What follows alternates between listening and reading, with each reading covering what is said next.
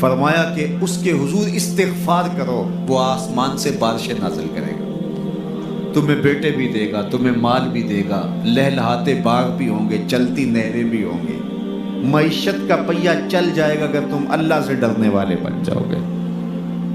تو آج ہم کہتے ہیں یہ ہو فلاں ماہر اور فلاں شخص ہو تو پھر ہماری معیشت بہتر ہو سکتی ہے۔ اللہ نے کہا استغفار کرنا سیکھ لو، میں تمہارے لیے رحمتوں کے دروازے کھول دوں گا، رحمتوں کے در کشادہ کر دوں گا، پیچیدگیاں ختم ہو جائیں گی، مشکلیں آسان ہونے لگیں گی اگر تم اللہ سے ڈرنا سیکھ جو، اس کے حضور استغفار کرنا سیکھ جو۔ اور اگر تم ایسا نہیں کرو گے تو تمہارے اوپر نیچے سے عذاب نازل ہوگا۔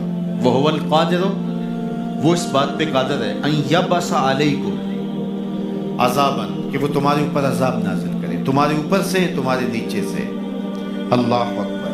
اوپر کا عذاب کیا ہے کہ آسمان سے پتھر برسے، نیچے کا عذاب کیا ہے زلزلے آئیں، یا پھر زمین فصل دینا چھوڑ دے، زمین بنجر ہو جائے، یہ نیچے کا عذاب ہے۔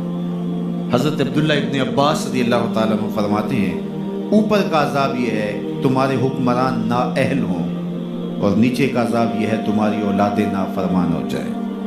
یہ اوپر اور نیچے کا عذاب ہے جس میں تمہیں مبتلا کر دیا جاتا ہے۔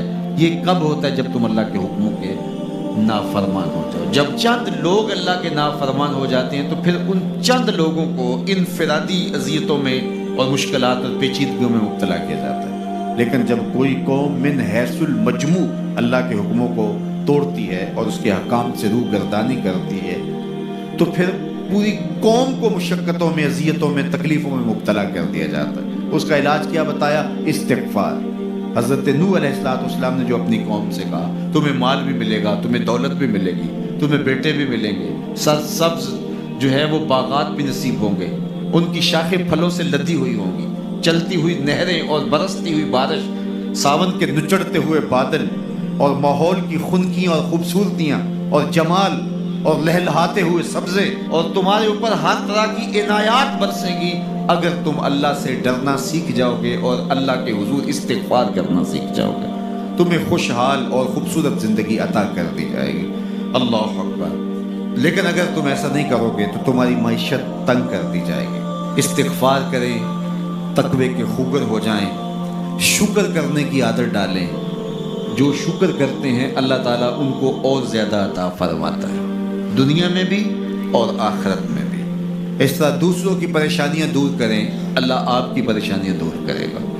بانٹنے کا مزاج پیدا کریں، آپ کے پاس جو بھی ہے بانٹ دیں، علم ہے تو بانٹیں، خوشیاں ہیں تو بانٹیں، آپ کے پاس دولت ہے تو لوگوں کے دکھ اس دولت سے دور کرنے کی کوشش کریں۔ جب آپ بانٹنا شروع کر دیں گے تو آپ کا رب آپ کو عطا کرنا شروع کر دیں۔